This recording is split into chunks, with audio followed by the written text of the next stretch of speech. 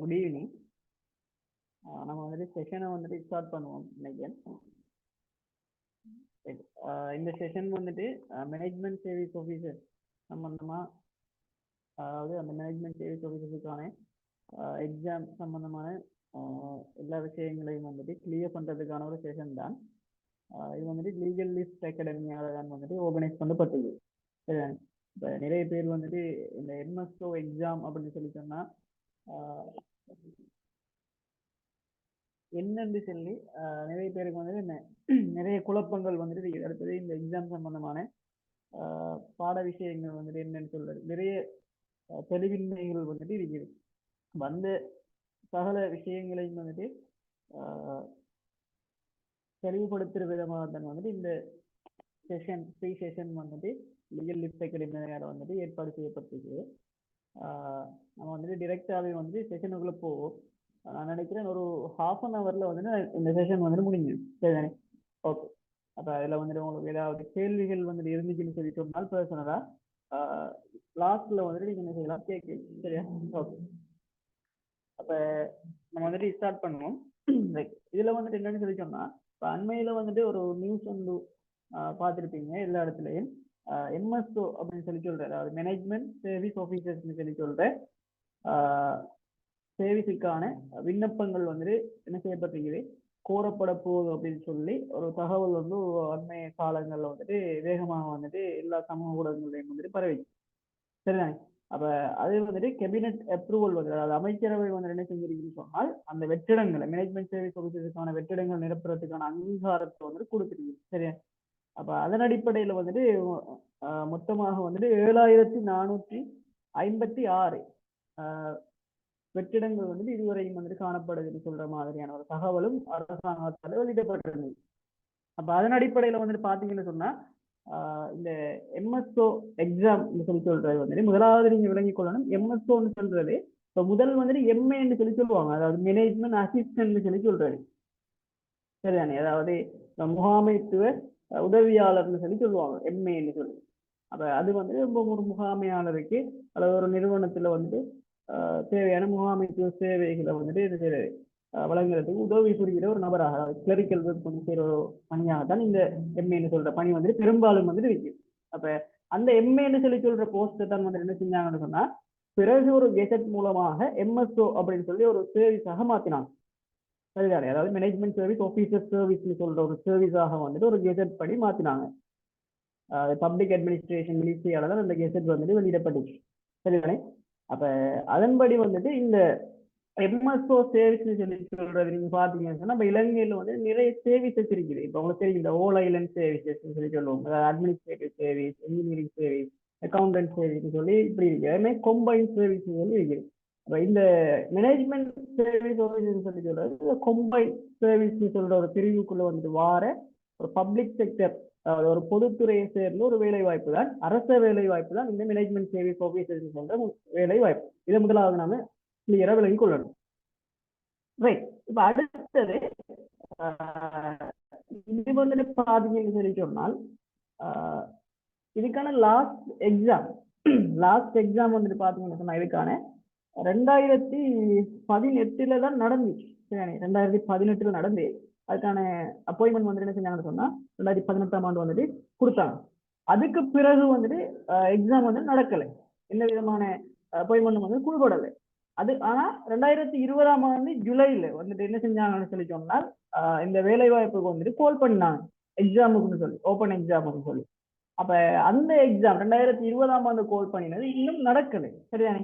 இதுவரையிலையும் நடக்கலை. அப்ப அந்த எக்ஸாம் தான் வந்துட்டு 2025 நடக்கும் அப்படின்னு சொல்லியிருக்கு.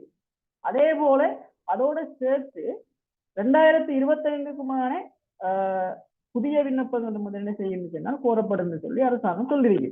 அப்ப இந்த ரெண்டு விஷயத்தையும் வச்சுட்டா இந்த 7400 அப்படின்னு சொல்ற இந்த வேகன்சியை வந்து என்ன செய்ய போறாங்க, அரசாங்கம் வந்துட்டு ஃபில் பண்ண போறாங்க சொல்லி ஒரு தகவல் வந்திருக்குது. சரிதானே? அப்ப இதுல நாம கதைக்கிறது முழுக்க ஓப்பன் எக்ஸாம், அதாவது வெளியில இருக்கிறார்கள், அரசாங்கத்துல வேலை செய்யற ஆட்கள் இல்லாம வெளியில இருந்து புதிதாக வந்துட்டு ஏல் குவாலிபிகேஷன் ஓலவல் குவாலிபிகேஷன் இருக்கிறார்கள், எக்ஸாம் எழுதி போற சம்பந்தமா மட்டும்தான் நம்ம இதுல கதைக்க போறோம். சரிதானே? மற்ற விஷயங்கள் நான் வந்துட்டு இதுல கதைக்கல. அப்ப இதுதான் வந்துட்டு விஷயம் இதுல சரிதானே. அப்ப 2017 வந்துட்டு இறுதியா வந்து நடந்ததுல வந்துட்டு பாத்தீங்கன்னு சொன்னா கட் ஆஃப் வந்துட்டு இப்ப இது வந்துட்டு முதலாவது மாவட்ட அடிப்படையில் நடக்கிற ஒரு எக்ஸாம். முதலாவது தெளிவுகளை இங்க சரிதானே. மாவட்ட அடிப்படையில வந்துட்டு நடக்கிற ஒரு எக்ஸாம். அப்ப மாவட்ட ரீதியாகத்தான் என்ன செய்வாங்கன்னு சொன்னால் ஆட்களை வந்துட்டு செலக்ட் பண்ணுவாங்க. அப்ப போன 2017 வந்து இறுதியாக வந்து அப்பாயின்மெண்ட் கொடுத்ததுல வந்து அந்த எக்ஸாம்ல மட்டக்களப்பு இதுல வந்துட்டு நிறைய பேர் வந்துட்டு மெடிக்கல் சைடு வந்துட்டு இருக்கிறதுனால மட்டக்களப்பு இதுல வந்துட்டு கட் ஆஃப் வந்துட்டு 130 130 மார்க். இதே சப்ஜெக்ட் தான், இந்த 2 சப்ஜெக்ட் தான் வரப்போகுது. அப்ப 130 வந்துட்டு இருந்துச்சு கட் ஆஃப். அப்படி ஒவ்வொரு டிஸ்ட்ரிக்டும் வந்துட்டு வேறு. அதுல வந்துட்டு கூடுதலா வந்து ஜப்னா தான் வந்துட்டு கூடுதலான கட் ஆஃப், அதாவது 139 வந்திருந்தது. அதே மாதிரி குறவு வந்துட்டு 122 வந்துச்சு சரிதானே. அப்ப இப்படித்தான் அதுல கட் ஆஃப் வந்துட்டு இருந்துச்சு. ரைட். அப்ப ரைட், உங்களோட கேள்விகளுக்கான பதில வந்துட்டு நம்ம இந்த கொஞ்ச நேரத்துல பார்ப்போம் சரிதானே. இந்த கெசட் நான் வந்துட்டு உங்களுக்கு நான் சம்பந்தமா ஃபுல்லா சொல்லுவேன். ஒரு எம்எஸ்ஓ சம்பந்தமான ஃபுல் விளக்கங்கள் தாரது தான் இந்த செஷன் இருக்கு. உங்களோட எல்லா கேள்விக்கும் இதுல பதில் வரும் சரிதானே.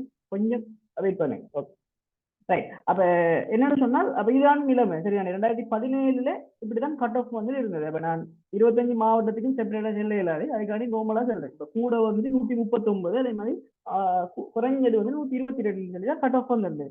ஆனா இப்ப வந்துட்டு என்ன வரும்னு சொல்றது நம்மளால யூகிக்க முடியாது. இந்த போட்டித்தன்மையை வச்சும் அதே மாதிரி அந்தந்த வினாப்பத்திரங்களை வச்சுதான் நம்ம என்ன செய்யலாம்னு சொன்னால் அந்த கட் ஆஃப் வந்துட்டு தீர்மானித்து கொள்ள இயலும். ஆனா முக்கியமா நம்ம தெரிஞ்சிருக்க வேண்டியது மாவட்ட அடிப்படையில இடம்பெற ஒரு செலக்ஷன் டெஸ்ட் தான் இந்த விஷயம் சொல்றது தெரிஞ்சு கொள்ளுங்க.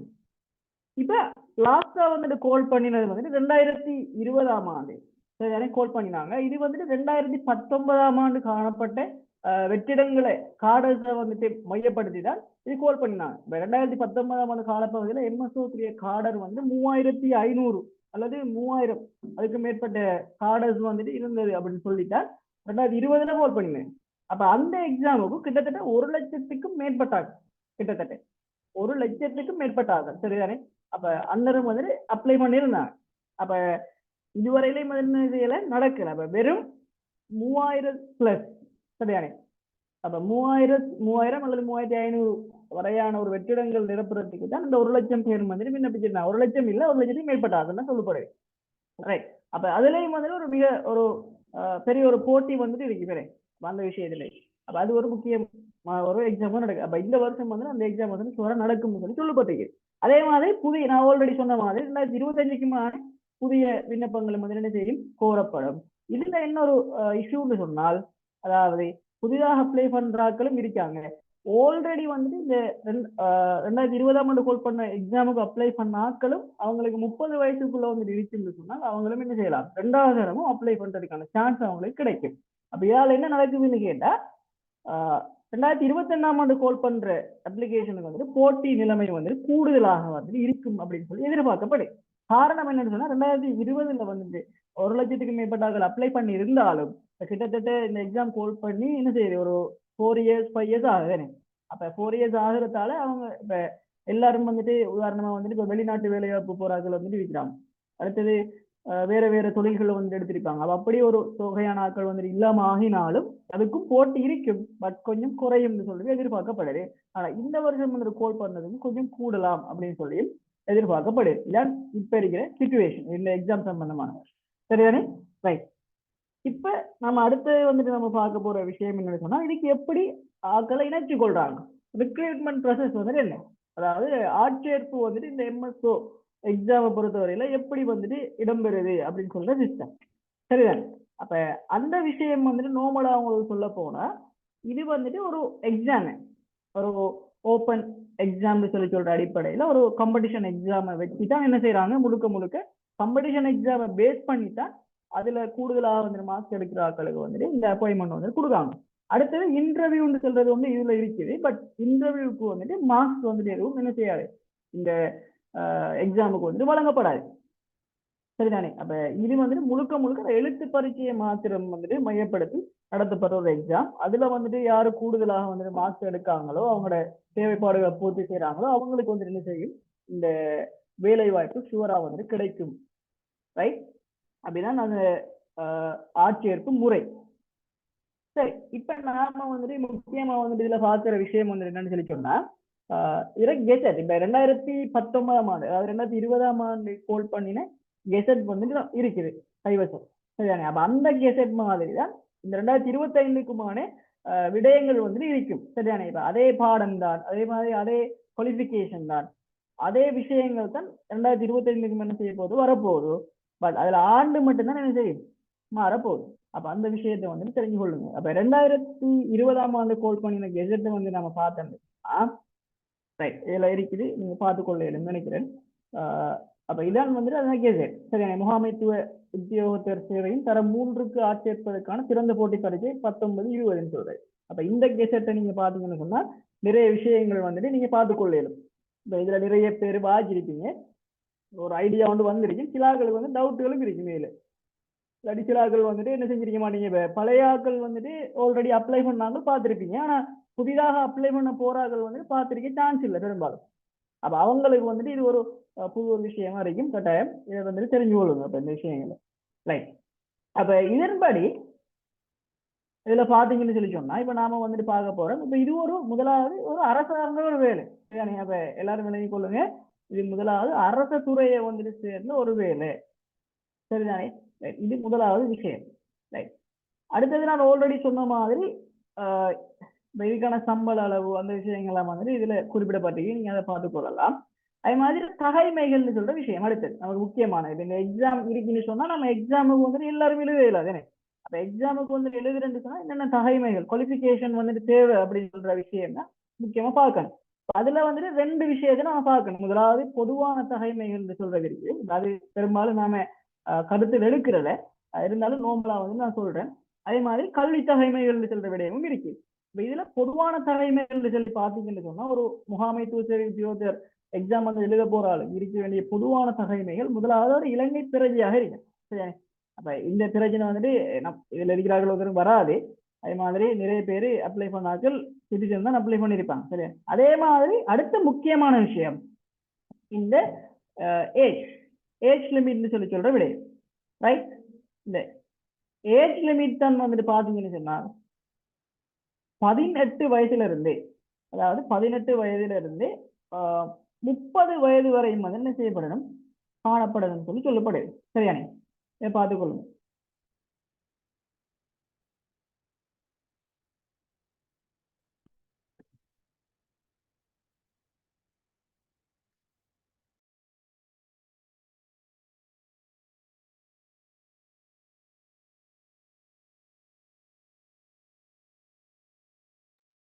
Right, okay. அப்ப 18 வருடங்களுக்கு குறையாமலுக்கு வந்துட்டு காணப்படணும். அதாவது 18 வயதாக இருக்கணும். அதே மாதிரி 30 வயசை விட கூடியிருக்க கூடாது. அப்ப அந்த கேட்டகரியில் இருக்கிறாரா தான் இதுக்கு முதலாவது அப்ளை பண்ணலாம். இதை முதலாவது தெரிஞ்சு கொள்ளுங்க. சரியானே?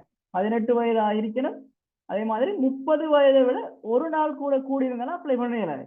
அந்த கெசட் இன்ஸ்ட்ரக்ஷன் படி அதுதான் விஷயம். அப்ப இதுல உங்களுக்கு எந்த விதமான டவுட்டும் வேற வாரத்துக்கு இல்லை. அப்ப இந்த விஷயத்தை பார்த்துக்கொள்ளுங்க. ஓகே. அடுத்தது நோமலா வந்துட்டு பாத்தீங்கன்னு சொன்னால் இந்த உள ரீதியான தகைமைகள் அந்த விஷயங்கள் வந்துட்டு சொல்லப்படும். அடுத்த பிரதானமான தகைமை வந்து கல்வி தகைமை. அப்ப கல்வி தகைமையை வந்துட்டு பாருங்க, இதுல வந்துட்டு உங்களுக்கு பிரதானமா நம்ம கேட்கறது வந்துட்டு இருக்கு ஓ லெவல், அதே மாதிரி ஏ லெவல். சரியா? அதாவது காப்போத்த உயர்தரம், அதே மாதிரி காப்போத்த சாதாரண தர பரீட்சை. இது ரெண்டும் தான் இருக்கு கேட்டிருக்கிற கல்வி தகைமை. வேறு எந்த விதமான ப்ரொஃபஷனல் குவாலிஃபிகேஷன், அதாவது தொழில் தகைமைகளோ அல்லது எந்த விதமான அனுபவங்களோ வேலை அனுபவங்களோ வந்துட்டு என்ன செய்யப்படலை, இதுக்கு வந்துட்டு கேட்கப்படலை. அப்ப உங்களுக்கு விலங்கி இருக்கும். இப்ப சாதாரணமா வந்துட்டு ஒரு ஜொப்புக்கு வந்து நம்ம அப்ளை பண்றேன்னு சொன்னா அதுல நிறைய கேட்பாங்க. இப்ப கல்வி தகமை வந்துட்டு கேட்பாங்க, அதே மாதிரி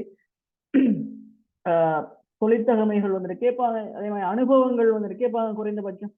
இப்படி ஒன்றும் இல்லாமலுக்கு இந்த 2 விஷயம் ஓ லெவல் ஏ லெவல மட்டும் வந்துட்டு பேஸ் பண்ணி எடுக்கக்கூடிய ஒரு வேலை வாய்ப்பு தான் இந்த முகாமைத்துவ சேவை உதவியாளர் வேலை வாய்ப்புன்னு சொல்ல ஒரு வேலை வாய்ப்பு. சரியானே?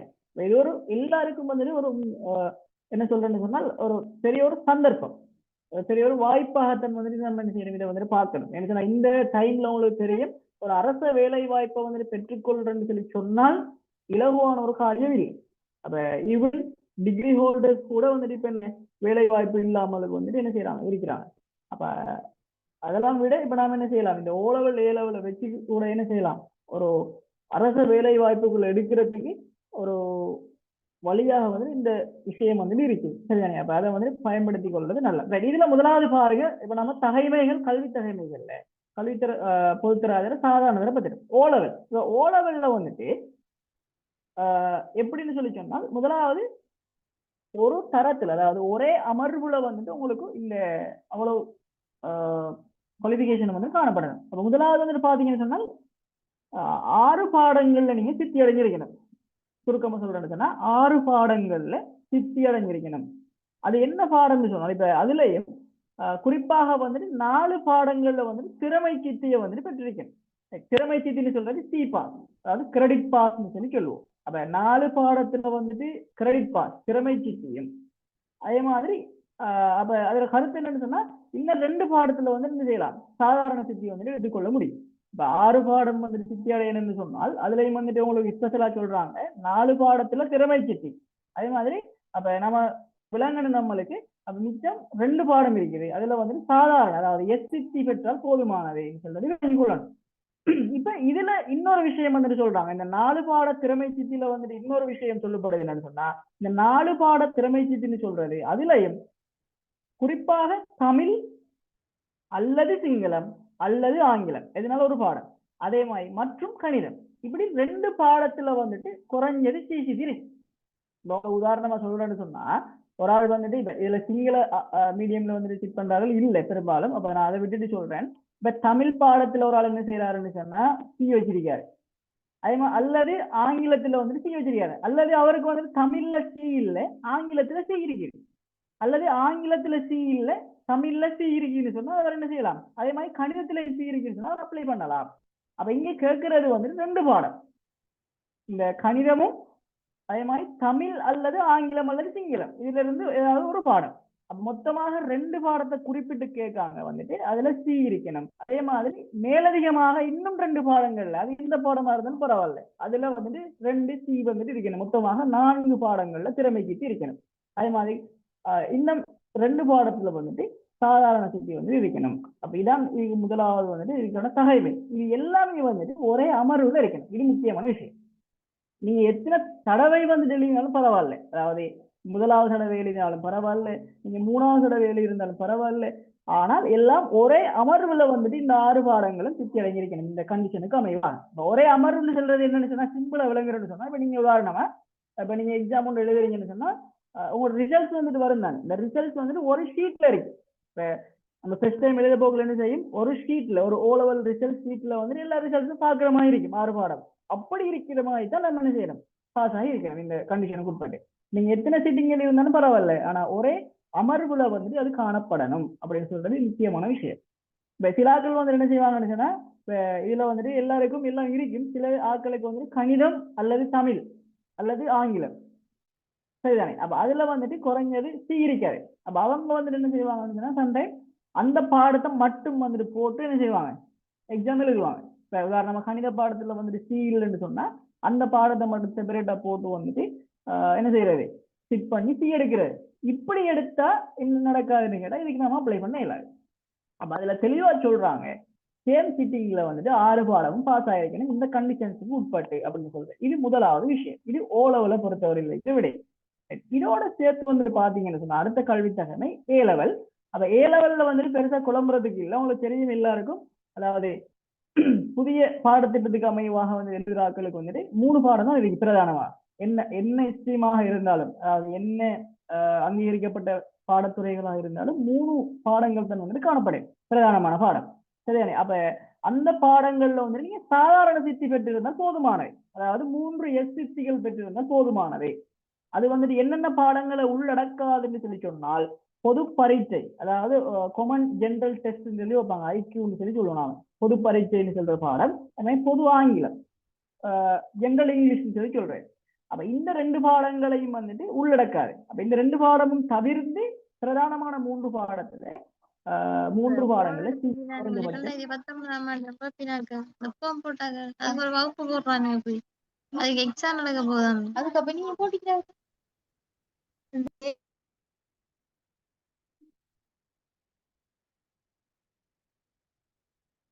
ரைட். அவங்களோட மைக்கை வந்துட்டு கொஞ்சம் மியூட் பண்ணி கொடுங்க. சரி, ரைட். ஓகே, மற்றாக்கள் வந்துட்டு கேள்வி இருக்கிறாங்க. ரைட், சரி. அப்ப இந்த விஷயம் வந்துட்டு என்னன்னு சொல்லி சொன்னால், நீங்க உயர்தரத்துல 3 பாடத்துல குறைஞ்சபட்சம் 3 எஸ்சித்திகளை வந்துட்டு பெற்றிருந்தால் போதுமானவே. இதுவும் வந்துட்டு என்னன்னா ஒரே அமர்வுல வந்துட்டு இருக்கேன். சரியானே, ஒரே அமர்வுல நீங்க இந்த 3 பாட சித்தியையும் வந்துட்டு பெற்றுக்கொள்ளணும். அப்ப இது ரெண்டும் தான் பிரதானமாக வந்துட்டு கேட்கிற கல்வி தகைமைகள். ரைட். அப்ப ஓலவெல்ல வந்துட்டு 6 பாடம், அதுல வந்துட்டு 4 பாடத்துல வந்துட்டு சி, அதே மாதிரி குறைஞ்சது 2 பாடத்துல எஸ். அப்ப 6 பாடம் பாஸ் ஆகி, அதுலயும் வந்துட்டு 4 பாடம் சி வந்துட்டு எதுல சொல்றாங்கன்னு சொன்னால் கணிதமும் தமிழ், இந்த 2லையும் வந்துட்டு சி வந்துட்டு இருக்கணும். மிச்சம் பேலன்ஸ் வந்துட்டு வேற 2 பாடங்கள்ல வந்துட்டு சி இருந்தால் போதுமானவை. அப்ப 4 சி குறைஞ்சது 2, அப்ப 6 பாடம் பாஸ். இதுல வந்துட்டு 3 பாடங்கள்ல ஏ லெவல்ல சித்தி. இவ்வளவுதான் உங்களுக்கு தேவையான குவாலிஃபிகேஷன் இந்த எக்ஸாம் வந்துட்டு சிட் பண்றதுக்கு. ரைட். அப்ப இதெல்லாம் நீங்க தாண்டி வந்திருப்பீங்க. இப்ப சிலாக்களுக்கு வந்துட்டு என்னன்னு சொன்னால், இதை இந்த இடத்துல வந்துட்டு முக்கியமா நான் சொல்லி ஆகணும். அதுல வந்துட்டு என்னன்னு சொன்னால், இந்த இது வந்துட்டு எந்த கருத்துல எதட்ல வந்துட்டு கூட என்ன செஞ்சிருக்காங்க, மென்ஷன் பண்ணிக்கிறாங்க. குறிப்புன்னு சொல்றதை நீங்க பார்க்கலாம், இந்த ஸ்கிரீன்ல பார்க்கக்கூடிய மாதிரி இருக்கும். இப்ப சிலாக்களுக்கு வந்துட்டு ஏ லெவல் பாஸ் இல்லாத ஆட்கள் இருப்பாங்க. அதே போல ஓ லெவல்ல சம்டைம் அந்த கேட்கப்பட்ட குவாலிஃபிகேஷன் வந்துட்டு இல்லாத ஆட்கள் வந்துட்டு இருப்பாங்க. அப்ப இவங்களுக்கு வந்துட்டு என்ன தீர்வு, அல்லது இவங்களுக்கு வந்துட்டு என்ன ஆப்ஷன் ஏதாவது இருக்கா அப்படின்னு கேட்டால், மறைமுகமாக வந்துட்டு பாத்தீங்கன்னு சொன்னால் இதுல வந்துட்டு காணப்படுது.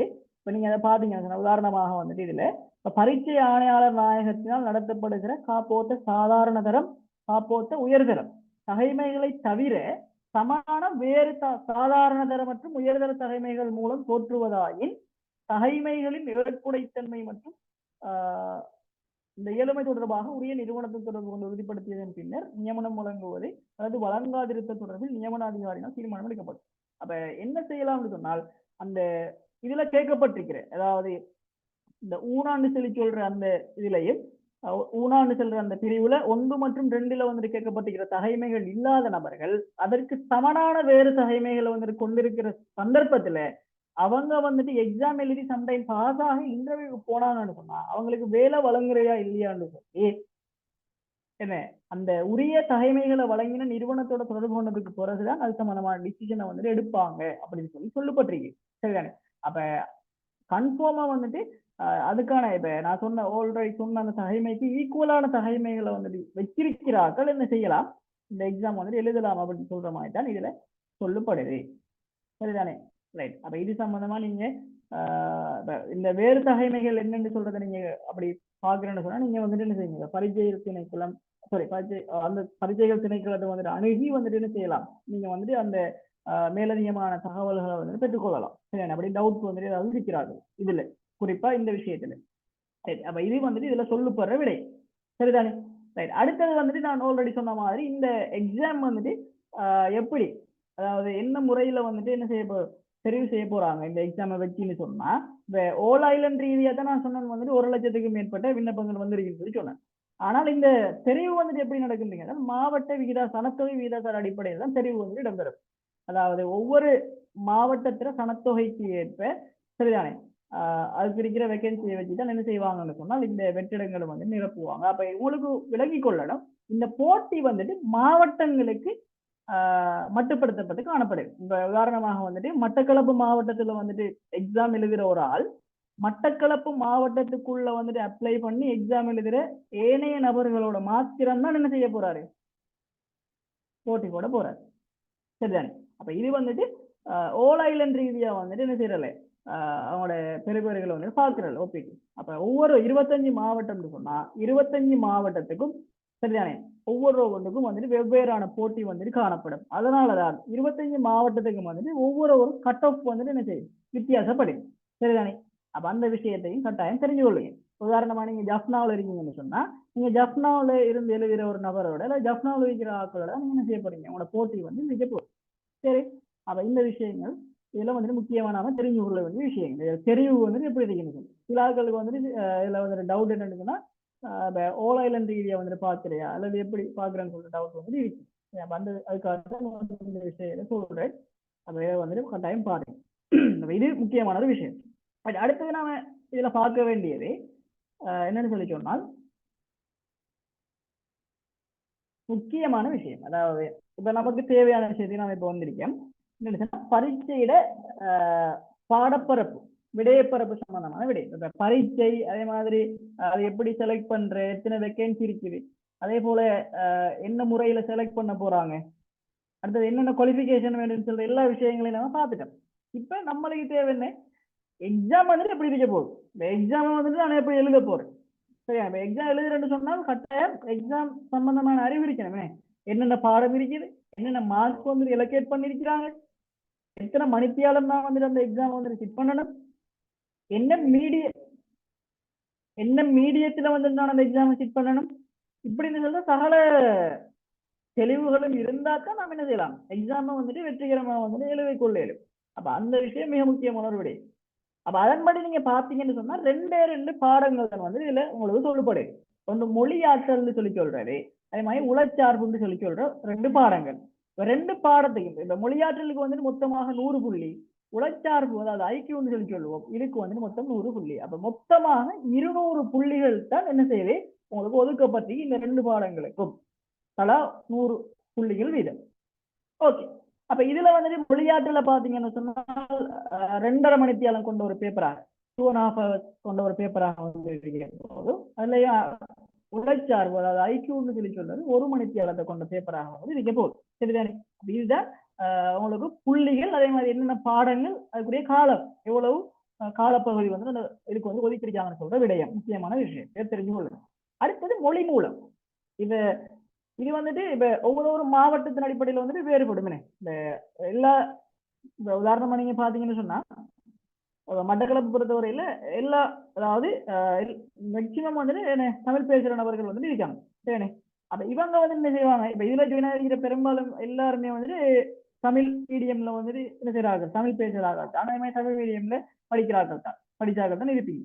அப்ப உங்களுக்கு வந்துட்டு என்னன்னு சொன்னால் இந்த 3 லாங்குவேஜையும் செலக்ட் பண்ணிடும், சிங்களம், தமிழ் மற்றும் ஆங்கிலம். இதுல ஏதாவது ஒரு லாங்குவேஜ் நீங்க என்ன செய்யலாம், செலக்ட் பண்ணி இந்த 2 பாடத்தையும் வந்து எழுதல. இப்ப இந்த 2 பாடத்துக்கும் அதாவது மொழியாற்றல் சொன்னாலும் சரி, உளச்சார்புன்னு சொல்லி சொன்னாலும் சரி, இந்த 2 பாடத்துக்கும் ஒரே ஒரு மீடியத்தை தான் நம்ம என்ன செய்யலாம், பயன்படுத்த முடியும். உதாரணமாக வந்துட்டு ஒரு நபர் வந்து தமிழ் வந்துட்டு செலக்ட் பண்றாருன்னு சொன்னா, அவரை பரீட்சை மீடியமாக மொழி மூலம் தமிழ் செலக்ட் பண்றாருன்னு சொன்னா, அவர் வந்துட்டு என்ன செய்யணும்னு சொன்னால் மொழியாற்றல், உளச்சார்பு இந்த 2 பாட பரீட்சைகளையும் வந்துட்டு அந்த தமிழ் மீடியத்துல மட்டும்தான் என்ன செய்யலாம், எழுதலாம். அதே மாதிரி ஒரு விண்ணப்பதாரி ஒரு பரீட்சைக்கு வந்து அப்ளை பண்ணிட்டாருன்னு சொன்னா மீடியத்தை குறிப்பிட்டு, அதுக்கு பிறகு எந்த காரணத்தின் அடிப்படையிலையும் அந்த மொழி மூலத்தை அவர் என்ன செய்ய இயலாது, மாற்றிக்கொள்ள இயலாத ஒரு சிச்சுவேஷன் வந்து இருக்கு. சரியானே, அப்ப அந்த விஷயத்தை தான் இந்த கெசட்லையும் வந்து சொல்லப்படுது.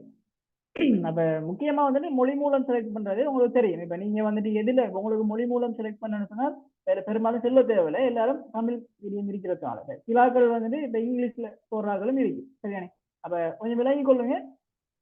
முதலாவது இப்ப உங்களுக்கு வந்துட்டு எதுல புலமை அதிகமா இருக்கு, இப்ப சிலாக்களுக்கு வந்துட்டு தமிழ்ல வந்துட்டு ப்ரொஃபிஷியன்சியை விட இங்கிலீஷ்ல வந்துட்டு ப்ரொஃபிஷியன்சி கூட இருக்கு. அப்ப அப்படி இருக்கிறார்கள் என்ன செய்யலாம், இங்கிலீஷ் செலக்ட் பண்ணலாம். சரிதானே, அப்ப ஆனா என்ன பிரச்சனைன்னு சொன்னா, நீங்க இந்த 2 பாடத்தையும் நீங்க அப்ளை பண்ற அந்த மீடியத்தால மட்டும்தான் எழுதல. இந்த ஒரு பாடத்தை தமிழ்லையும் ஒரு பாடத்தை இங்கிலீஷ்லயும் எழுதலாது. அதான் சொல்றேன் நான். சரிதானே, அப்ப இதுல பெரும்பாலும் தமிழ் எழுதுறார்கள் இருப்பீங்க. அப்ப தமிழ்னு சொன்னா நீங்க 2 பாடமும் தமிழ் மீடியத்தில் எழுத போறீங்க. அப்ப அதுல வந்து எந்த விதமான பிரச்சனையும் வந்து இருக்காது. சரியானே, அப்ப அதுக்கு பிறகு நீங்க மொழி மூலத்தை என்ன செய்யலாது, அப்ளை பண்ணதுக்கு பிறகு மாற்ற முடியாது. இதுவும் கட்டாயம் தெரிஞ்சு கொள்ளுங்க. சரி, இப்ப நாம இந்த 2 பாடம் இருக்குது, அதே மாதிரி என்னென்ன மொழி மூலத்தில் எழுதப்படும் சொல்ற விஷயங்கள் வந்து பார்த்துட்டோம். இப்ப அடுத்த முக்கியமான விஷயம் என்னன்னா, இதுல ஒவ்வொரு பாடத்திலையும் வந்து என்னென்ன விஷயங்களை நாம படிக்கணும் சொல்ற விஷயம். இப்ப 2 பாடம் இருக்குது, இப்ப அதுல ஒவ்வொரு பாடத்திலையும் வந்து என்னென்ன விஷயங்களை நாம படிச்சு கொள்ளணும்னு சொல்ற ஒரு தெளிவு வந்து முக்கியமா இருக்குது. அப்ப அதை நாம பார்த்துதான் நம்ம என்ன செய்யலாம், படிச்சு கொள்ளணும். இப்ப சரிதானே, இப்ப என்ன விஷயம் இதுக்குள்ள இருக்குதுன்னு சொல்லி நமக்கு தெரிஞ்சாதான் நம்ம என்ன செய்யலாம், அதை நாம பார்த்து அதுக்கேற்ற மாதிரி நம்ம பரீட்சைக்கு நம்ம தயாராகி கொள்ள முடியும். சரிதானே, ஏன்னு சொன்னா இது ஒரு காம்படிஷன் எக்ஸாம் அப்படின்னு சொல்ற ஒரு அடிப்படையில சின்ன சின்ன மிஸ்டேக்குகளை நாம விட்டோம்னு சொன்னாலும் அது வந்துட்டு நம்மளோட பரீட்சை பெறுபேற வந்துட்டு பாதிக்கும். காரணம் என்னன்னு சொன்னால் இது வந்துட்டு ஒரு ஓலவலோ அப்படியான ஒரு எக்ஸாம் இல்லை. சரியானே, அப்ப அல்லது வேற ஒரு தவணை பரீட்சை நடக்கிற மாதிரி ஒரு எக்ஸாம் இல்லை. இது ஒரு முழுக்க ஒரு வேலை வாய்ப்புக்காக வேண்டி நடத்தப்படுற ஒரு போட்டி பரீட்சை. அப்ப இதுல வந்துட்டு எத்தனை பேரை வந்துட்டு குறைக்கலாம்னு சொல்லி தான் யோசிப்பாங்களே ஒழிய இவருக்கு வந்து மார்க்ஸை போட்டு வந்துட்டு தெரியும் பாஸ் ஆகும்னு சொல்லி யோசிக்க மாட்டான்.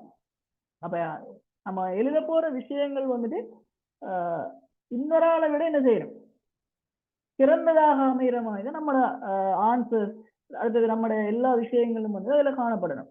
அப்ப அதுக்கு நாம மிக தெளிவான முறையில அதே மாதிரி மிக அதாவது என்ன மிகுந்த பயிற்சியோட என்ன செய்யணும், நம்ம இந்த விஷயங்களை வந்து அணுகித்தான் நம்ம இந்த 2 பாடத்தையும் வந்து நம்ம செய்ய வேண்டி இருக்கு. சிலாக்கள் வந்துட்டு மொழியாற்றல் சொல்ல போக்குல தமிழ் தான் அப்படின்னு சொல்ற மாதிரி ஒரு மைண்ட் செட்ல வந்து இருப்பாங்க. பொதுவா சொல்றேன், சிலாக்களுக்கு வந்து ஈஸியா இருக்கு, சிலாக்களுக்கு வந்துட்டு அதான் சொல்றேன் இலகுவான அது இலகுவான இதுன்னு சொல்லி நினைச்சு கொள்ளவானாவே. ஏன்னு சொன்னால் நிறைய போட்டி இருக்கிறதுனால அது எப்படியான கேள்விகள் வந்துட்டு கேட்கப்படும் சொல்றது அங்க தீர்மானிக்கப்படும். சரி, அப்ப அதுல உங்களுக்கு என்ன சொல்லிட்டாங்கன்னா இப்ப மொழியாற்றல் சொல்லி சொல்ல போகல 2.5 மணித்தியாலம் கொண்ட ஒரு பேப்பர். சரி, இந்த பரீட்சை வந்துட்டு என்னென்ன பாடப்பரப்புகளை வந்து உள்ளடக்குதுன்னா உதாரணமா வந்து பரீட்சாத்திட்டே கருத்துக்களை வெளியிடுதல் சம்பந்தமான அவங்களோட கருத்துக்களை வந்துட்டு என்ன முறையில வந்து என்ன செய்யறாங்க வெளியிடுறாங்க. அதே மாதிரி அவங்கள கிரகித்தல் முக்கியமான விஷயம். கிரகித்தல் வந்துட்டு எப்படி உதாரணமா கிரகித்தல் சொல்ல போகல ஒரு பந்தியை தந்துட்டு அதுல இருந்து கேள்விகள் கேட்கிறது. சரியான அதை கிரகிச்சு நீங்க என்ன செய்யறீங்களா அதுக்கான ஆன்சர்ஸ் வந்து எடுக்கீங்களா அப்படின்னு சொல்றத பார்ப்பாங்க. சரிதானே? அப்ப அப்படி அதான் நம்ம சொல்லுவோம் வந்து கிரகித்தல் வினாக்கள்னு சொல்லி சொல்றது. ஒரு பெரிய ஒரு பந்தியை தந்துட்டு என்ன செய்யறது அதுல இருந்து ஒரு 5 கேள்வி அல்லது 6 கேள்வி கேட்கிறது. அப்ப அதைத்தான் நம்ம கிரகித்தல் வினாக்கள் அப்படின்னு சொல்லி சொல்லுவோம். அப்படி ஒரு வினா. அதே மாதிரி எழுத்துக்கள பிரயோகம், உதாரணமா வந்துட்டு இப்ப அகர வரிசைப்படுத்துறது, அதே மாதிரி பிழையான சொற்களை வந்துட்டு கண்டுபிடிக்கிறது அல்லது சரியான சொற்களை வந்துட்டு இனம் காண்றது இப்படின்னு சொல்லி எழுத்துக்களை வச்சு நாம என்ன செய்யறது செய்யக்கூடிய வினாக்கள். அப்ப சின்ன சின்ன விஷயங்கள் தான் அதெல்லாம். அதை இலகுவான இப்ப நீங்க வந்துட்டு மொழியாற்றல் படிக்கிறேன்னு சொன்னால் நீங்க அழகா வந்து என்ன செய்யலாம்னு சொன்னால் ஓ லெவல் அதே மாதிரி 10ஆம் ஆண்டு அந்த பாட புத்தகங்கள் நீங்க எடுத்தீங்கன்னு சொன்னாலே தமிழ் மொழி பாட புத்தகத்தை எடுத்தீங்கன்னு சொன்னாலே அந்த விஷயங்களை படிச்சு கொள்ளலாம். அதுல முக்கியமா இலக்கணம், சரியான இலக்கியம் நாம படிக்க போறது இல்லை, இலக்கணம் நான் சொல்றது இலக்கணம் சம்பந்தமான விஷயங்கள். அப்ப அந்த விடயங்கள் தான் மேக்சிமம் என்ன செய்ய போகுது இதுக்கு வரப்போகுது. சரியானே? அப்ப அதுல இருந்து நம்ம என்ன செஞ்சோம்னு சொன்னால் நம்மளோட பயிற்சிகளை வந்துட்டு செஞ்சோம்னு சொன்னால் நல்ல ஒரு மார்க்ஸை வந்துட்டு மொழியாற்றல எடுத்துக்கொள்ள. அப்ப அப்படியான ஒரு இதாத்தான் விதிக்க போகுது. சரி, நம்ம எழுத்துக்கள பிரயோகம் சொல்ல போகல இதுதான் இந்த விஷயங்கள் தான் வரப்போகுது. அடுத்தது மொழியும் கட்டுரை. இதுல வந்துட்டு பிரதானமா சொல்லப்படுறது கட்டுரை.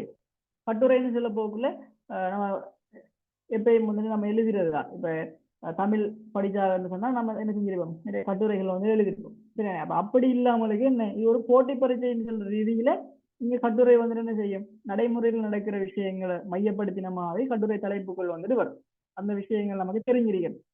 சரிதானே? அதுக்கான பாயிண்ட்ஸ் வந்துட்டு தெரிஞ்சிருக்கணும். கட்டுரை எழுதுறதுக்கு அந்த கட்டுரை வந்துட்டு என்ன முறையில நம்ம எழுதலாம்னு சொல்ற விஷயம் தெரிஞ்சிருக்கணும். அதுக்கான டெக்னிக் என்ன இருக்குது. சரிதானே? சரியா சொல்ல வந்த விஷயத்தை தெளிவா நம்ம எப்படி சொல்ற அப்படின்னு சொல்ற விஷயம் கட்டாயம் நமக்கு தெரிஞ்சிருக்கணும். அப்ப இதுக்கு நிறைய வாசிப்பு வந்துட்டு கட்டாயம் தேவை. முதலாவது கட்டுரை நம்ம எழுதுறோம்னு சொன்னா வாசிப்பு வந்துட்டு அவசியமாக வந்துட்டு தேவை. அதே மாதிரி ஒரு ஜென்ரல் நாலேஜும் வந்துட்டு காணப்படும். பொது அறிவு சார்ந்த விடயங்கள் புள்ளி விவரங்கள் அந்த விஷயங்கள் வந்து நமக்கு தெரிஞ்சிருக்கும். அப்ப அப்படியான ரீதியில தானே அந்த கட்டுரை எழுதுன்னு சொல்ற விஷயம் வந்து இருக்கும். அப்ப கட்டுரைன்னு சொல்றது முக்கியமானது. அதே மாதிரி கிரகித்தல் ஆல்ரெடி பார்த்த மாதிரி இதெல்லாம் பிரதானமானது. அதே மாதிரி கடிதம் அடுத்தது இது மிக முக்கியமானது. இப்ப கடிதம் சொல்ல போகல உங்களுக்கு தெரியும் அதுல 2 வகையான கடிதங்கள் இருக்குது. உறவு முறை கடிதம் அதே மாதிரி தொழில்முறை கடிதம்னு சொல்லி நம்ம படிச்சிருக்கோம். அதுல நம்மளுக்கு எக்ஸாமுக்கு வரணும்னு சொன்னால் என்ன வரப்போகுது உறவுமுறை கடிதம் வரப்போறது இல்லை, சுவரா வரப்போறது இல்லை. தெரியும் தானே? இப்ப உங்களுக்கு வந்து தொழில்முறை கடிதம் தான் வந்துட்டு வரும். இப்ப அலுவலகங்கள் அதுல பயன்படுத்துற கடிதங்கள். இப்ப உதாரணமா இப்ப முகாமைத்து உதவியாளர்னு சொல்லி சேவைன்னு சொல்லி சொல்றது ஒரு அலுவலகம் சார்ந்த ஒரு பணி. அப்ப அது சார்ந்து இருக்கிற ஏதாவது முக்கியமான விடயங்கள் சம்பந்தமா இருந்தா இப்ப கடிதம் எழுத சொல்லி என்ன செய்யலாம் வரலாம். சரிதானே? அப்ப கடிதம் அப்படின்னு சொல்லி சொல்ல போகக்குள்ள தொழில்முறை கடிதம் வந்துட்டு வாரதுதான் சான்சஸ் இருக்குது, அதான் வரும். சரிதானே? அப்ப அதுலயும் நிறைய டைப்பான இது இருக்குது. இப்ப நம்ம நேரடியாக வந்துட்டு ஒரு உத்தியோகத்திற்கு வந்துட்டு எழுதுற கடிதம் இருக்குது. அதே மாதிரி இன்னொரு ஆள் ஊடாக வந்துட்டு இன்னொரு நபருக்கு வந்துட்டு எழுதுற கடிதம் இருக்குது. இப்படின்னு சொல்லி அந்த கடிதத்தின் அமைப்பு வந்துட்டு நமக்கு கட்டாயம் வந்துட்டு தெரிஞ்சிருக்கு. நம்ம ஒரு கடிதத்துக்கு சரி அதுக்கு வந்து ஒரு அமைப்பு இருக்குது. விரும்புகிற மாதிரி நம்ம என்ன செய்யலை கடிதம் எழுதலை. சரிதானே? அது நம்ம வேற பேருக்கு வந்து சொல்லி சொல்லுவோம். சரிதானே? அனாமத்திய கடிதம் சொல்லி சொல்லுவோம். ஆனா அதுக்கு ஒரு முறை இருக்குதுன்னு. அப்ப இது எப்படியும் நமக்கு தெரிஞ்சிருக்கும். இப்ப தமிழ் பாடம் படிச்சுன்னா நமக்கு எல்லா விஷயங்களும் தெரிஞ்சிருக்கும். இருந்தாலும் நம்ம என்ன செய்யணும்னு சொன்னா இந்த விஷயம் எல்லாம் தெரிஞ்சதுதான். ஆனா நம்ம டெவலப் பண்ணிக்கொள்ளணும். அந்த இப்ப நம்மளுக்கு வந்து கடிதம் எழுதுங்கன்னு சொல்லி ஒரு தலைப்பு மட்டும் நம்ம தான் ஒரு சம்பவத்தை சொல்லி அதுக்கேற்ற மாதிரி ஒரு கடிதத்தை தான் நாம் எழுதணும். அப்ப சம்பவ ரீதியான ஒரு கடிதத்தை நம்ம என்ன செய்யணும், அங்க வந்து எழுத வேண்டி இருக்கும். அதை நம்ம வாசிச்சு விளங்கி கொண்டு அதுக்கேற்ற மாதிரி தகவல் வந்து நமக்கு தெரிஞ்சிருக்கு. அதுக்கு நம்ம நிறைய ப்ராக்டிஸ் பண்ணா மட்டும்தான் நம்ம என்ன செய்யலாம், அதை வந்துட்டு அந்த டைமுக்குள்ள வந்துட்டு செஞ்சு முடிச்சேன். ரைட், முக்கியமான விஷயம். அப்ப முக்கியமானது அப்ப நம்ம சொன்ன மாதிரி இதுல கிரகித்தல், அதே மாதிரி கட்டுரை, கடிதம், இது மூணும் மிக முக்கியமானதாக வந்துட்டு இந்த மொழியாற்றல் பாடத்துல வந்துட்டு அதிகமான புள்ளிகளை வந்துட்டு பெற்றுத்தரக்கூடிய பகுதிகளாக வந்துட்டு இருக்க போகுது. அதான் உண்மையான விஷயம். என்ன ஏனைய விஷயங்கள் இப்ப உதாரணம் நான் ஆல்ரெடி சொன்ன மாதிரி எழுத்துக்கள பிரயோகம் அகரவரிசைப்படுத்துறது, அதே போல ஒத்த கருத்து, எதிர்கருத்து, இணைமொழி அப்படியான விடயங்கள்ல வந்துட்டு ஒரு சொற்பமான மார்க்ஸுக்கு தான் வந்துட்டு வரப்போகுது. இந்த விஷயம் கிரகித்தல், கட்டுரை, கடிதம், அதே மாதிரி வரைவுகள், அட்டவணைகள் சொல்ல தயாரிக்கிறது, தரவுகள் தயாரிக்கிறது, இப்படியான விடயங்கள்லாம் வந்துட்டு அதிகமான மார்க்ஸை வந்துட்டு ஈட்டிக்கொள்ற முறையாக வந்துட்டு இருக்கும். அதே மாதிரி சுருக்கம் எழுதுறது, சுருக்கம் எழுதுறது சொல்ல அடுத்த விஷயம் இந்த சுருக்கி எழுதல் பண்பு. அப்ப சுருக்கம்னு சொல்றதும் அவங்களுக்கு தெரியும் வந்துட்டு இதுவும் எழுதுறதோட வந்துட்டு சம்பந்தப்பட்ட ஒரு விஷயம் தான். இப்ப இதுக்கும் நிறைய விஷயங்கள் இருக்கிறேன். இந்த சுருக்கம் எழுத போக்குல நம்ம எப்படி எழுதணும், அது எப்படி என்னென்ன நுட்பங்களை வந்து நம்ம அதுல கடைபிடிக்கணும், சரிதானே. அப்ப அந்த விஷயங்கள் வந்து சுருக்கத்தை தெரிஞ்சிருக்கணும். இப்ப சுருக்கம் வந்து எழுதுறேன்னு சொல்றது உங்களுக்கு தெரியும். இப்ப நிறைய பேர் வந்துட்டு என்ன செய்யறேன்னு சொன்னால் இந்த சுருக்கத்தை வந்துட்டு வேற வேற பந்தியா வந்துட்டு எழுதுறாக்களும் இருப்பாங்க சிலாக்கள். இந்த சுருக்கம்னு சொல்லி சொல்றது ஒரு பந்தியா ஒரே பந்தியாக வந்து இருக்கணும், அதான் சுருக்கம், சரிதானே. சுருக்கமாக சொல்றது இன்னொரு ஆளுக்கு, அதாவது சுருக்கம் சொல்லி சொல்லுவோம். தேவையற்ற உதாரணங்களை வந்து நம்ம நீக்கிறது, எப்படின்னு சொல்லி முக்கியமா நம்ம எப்படி சுருக்கம் எழுதலாம் அப்படின்னு சொல்ற விஷயங்கள் எல்லாத்தையும் விளங்கி கொண்டு நம்ம ஒரு நல்ல சுருக்கம் எழுதணும், சரிதானே. இதுவும் அதிகமான மார்க்ஸை வந்துட்டு எடுத்துத்தார ஒரு முக்கியமான ஒரு வினாவாக வந்துட்டு அமையும். ரைட். அடுத்தது பல வாக்கியங்களின் கருத்தை தனிவாக்கியமாக எழுதுறது. இப்ப தனிவாக்கியம் சொல்லி நம்ம படிச்சிருக்கோம், சரிதானே. சரிதானே, அதுவும் கிட்டத்தட்ட சுருக்க மாதிரி ஒரு விடயம் தான். ஆனா தனி வாக்கியமாக இப்ப பல வாக்கியங்கள் சந்திரிப்பாங்க, நம்ம சேர்த்து என்ன செய்யறது, ஒரு வாக்கியமா நம்ம என்ன செய்யணும் மாத்தி எழுது. அது அப்படியான விஷயம். இலக்கணம் சார்ந்த சில விஷயங்கள், அப்ப இலக்கணம் சில போக்குல நம்ம ஆல்ரெடி சொன்ன மாதிரி தான். அப்ப அந்த இலக்கணம் சார்ந்த விடயங்கள் வந்துட்டு வரப்போகுது. அப்ப இது எல்லாத்தையும் உள்ளடக்கிற மாதிரி கிட்டத்தட்ட நான் ஆல்ரெடி சொன்ன மாதிரி இப்ப ஓலவல், அதே மாதிரி 10ஆம் ஆண்டுல படிச்ச விஷயங்கள் சொல்ற விடயங்கள் அடிப்படையாக வச்சுதான் நிச்சயமான இலக்கண பகுதியில் வந்துட்டு வரப்போகுது, சரியா. அப்ப அந்த விஷயங்களை படிச்சு கொண்டாலே நமக்கு பூரண தெளிவு வந்துட்டு இந்த மொழியாற்றலுக்கு வந்துட்டு வரும். இதை மிக முக்கியமா நான் திருப்பி ரிப்பீட் பண்றேன், எழுதுற விஷயங்கள் அதாவது கிரகித்தல் வினாக்கள், கட்டுரை, கடிதம், அதே மாதிரி சுருக்கம், இந்த விடயங்களுக்கு வந்துட்டு நீங்க நல்லா பிராக்டிஸ் பண்ணீங்கன்னு சொன்னால் தான் அதிகமான மார்க்ஸ் வந்துட்டு எடுப்பீங்க. இந்த இலக்கணத்தை மட்டும் படிச்சுட்டு போனோம்னா அது வந்து இலகுவானது, எல்லாருக்கும் இலகுவானது. அது வந்துட்டு எல்லாரும் படிச்சுன்னு செஞ்சுருவாங்க, நிறைய மார்க்ஸ் வந்து எடுத்துருவாங்க. அப்ப இந்த விஷயம் நான் இப்ப சொன்ன விஷயங்கள் தான் வந்துட்டு எல்லாருக்கும் எல்லாரும் செய்வாங்க. பட் ஓவரால் கெப்பாசிட்டியை பொறுத்து வந்துட்டு அதுக்கான ஆன்சர், அதுக்கான இந்த விஷயங்கள் வந்துட்டு அமையும், சரிதானே. அப்ப அதுலதான் உங்களோட மார்க்ஸ் வந்துட்டு அதிகமான மார்க்ஸ் வந்து எடுக்கிறியா இல்லையான்னு சொல்றது தீர்மானிக்கப்படுது முக்கியமா. இதான் வந்து மொழியாற்றல் சம்பந்தமான விஷயமாக வந்து இருக்க போகுது. எவ்வளவு உள்ளடக்கிதான் மொழியாற்றல் பேப்பர் வந்து உங்களுக்கு 2.5 மணித்தியால பேப்பராக வந்து இருக்கு. கிட்டத்தட்ட நீங்க கேட்கலாம் சம்டைம் 2.5 மணித்தியாலத்துக்கு இது எல்லாத்தையும் போடுவாங்களான்னு சொல்லி போடுவாங்க, சரிதானே. அப்ப கம்படிஷன் எக்ஸாம் இருக்குன்னா இன்னையும் நடக்கலாம், சரிதானே. அப்ப நம்ம இதுல இருக்கிற எல்லாத்துக்கும் ரெடி ஆகிட்டு தான் நம்ம போகணும். இது வராது அப்படின்னு சொல்லி ஸ்கிப் பண்ணிட்டு போற ஒரு நிலைமை வந்து இருக்க கூடாது. அப்ப எல்லாத்துக்கும் நம்ம ஓவராலா ரெடி ஆகிட்டு போனா தான் எது வருதோ அதை வந்து நம்ம டைமுக்குள்ள மேனேஜ் பண்ணி வந்துட்டு செய்யற மாதிரி கட்டாயம் இருந்து கொள்ளணும், சரிதானே. ஓகே. அடுத்து லாஸ்டா இருக்கிறது வந்துட்டு உழைச்சார்பு, அதாவது ஐக்கியூன்னு சொல்லி சொல்றேன். இப்ப நம்ம சிலாக்கள் வந்துட்டு பெரும்பான்மையான ஆட்களுக்கு வந்துட்டு மொழியாற்றல்னு சொல்லி சொல்றது இலகுவாக வந்து என்ன செய்வாங்க, சரிதானே. ஆனா அந்த உழைச்சார்புன்னு சொல்லி சொல்றது சில நபர்களை தவிர பெரும்பான்மையான நபர்களுக்கு வந்துட்டு என்ன செய்யறது ஒரு பிரச்சனைக்குரிய ஒரு பாடமாக தான் இந்த வரையும் வந்துட்டு இது காணப்படுது, இந்த உழைச்சார்பு ஐக்கியூன்னு சொல்றது. ஆனா உண்மையில நீங்க இந்த ஐக்கியூவை வந்துட்டு ஒழுங்கா படிச்சீங்கன்னு சொன்னால் இந்த ஐக்கியூன்னு சொல்லி சொல்றது மொழியாற்றலை விட இலகுவான ஒரு பாடமாக வந்து என்ன செய்யும், அந்த பயிற்சியிட விளைவாக வந்துட்டு மாறும், சரிதானே. அப்ப அப்படி ஒரு பாடம் தான் இந்த உழைச்சார்புன்னு சொல்றது பாடம். மிக இலகுவான ஒரு பாடம். நீங்க அதை படிக்கிற மெத்தட் அதுலதான் இருக்குது. இந்த சிலாக்கள் வந்துட்டு ஐக்கியூன்னு சொல்ற ரீதியில கணித கேள்வி வந்துட்டு செய்வாங்க, இதை கணிதம் சார்ந்த வினாக்களை மாத்திரம் செய்யறது, அது ஐக்கியூ இல்லை. ஐக்கியூன்னு சொல்றது தர்க்க ரீதியானது, அதே மாதிரி பொதுவான வினாக்களை வந்துட்டு உள்ளடக்கினது தான் ஐக்கியூ. கணித ரீதியான வினாக்கள்னு சொல்லி சொல்றது ஐக்கியூட ஒரு பாட்டாக வந்துட்டு இருக்கிறது. அது மட்டும் ஐக்கியூன்னு சொல்றது இல்லை. சரிதானே? அப்ப சில ஆட்கள் வந்துட்டு இப்ப மெக்ஸ் வராது அப்படியான ஆட்கள் இருப்பாங்க. மெக்ஸ் வந்துட்டு இயலாது, மெக்ஸ் கஷ்டம்னு சொல்ற ஆட்கள் வந்துட்டு ஐக்கியூ செய்யலாமா அப்படின்னு சொல்ற கேள்வி இருக்கு நிறைய ஆட்களுக்கு. சில ஆட்கள் பேப்பரை கொடுத்தா செய்ய மாட்டாங்க. அப்ப அவங்களுக்கு நான் சொல்றது என்னன்னு சொன்னா, நீங்க மெக்ஸ்ன்னு சொல்லி எதிர்காலம் வந்துட்டு ஐக்கியூ வந்துட்டு நினைக்க தேவையில்லை. சரிதானே? மெக்ஸ் வந்துட்டு அறிவு தேவைதான், பட் மெக்ஸ் செய்யற மாதிரியான அறிவு தேவையில்லை. நீங்க ஐக்கியூ செய்யற மாதிரி அறிவு, ஒரு நார்மலான அறிவு மெக்ஸுக்கு வந்து இருந்தா போதும். சரிதானே? அது சம்பந்தமா நீங்க பயப்பட தேவையில்லை. பேசிக்ல இருந்து வந்துட்டு ஐக்கியூ வந்துட்டு என்ன செய்யலாம், இலகுவாக வந்து படிக்கலாம். அதுக்கு மெத்தட் இருக்குது. சொல்லித்தாரத்துக்கு ஒரு திறமையான ஒரு தேர்ச்சி பெற்ற ஒரு நபர் இருந்தாருன்னு சொன்னா அந்த ஐக்கியூ வந்து நீங்க செஞ்சிருவீங்க.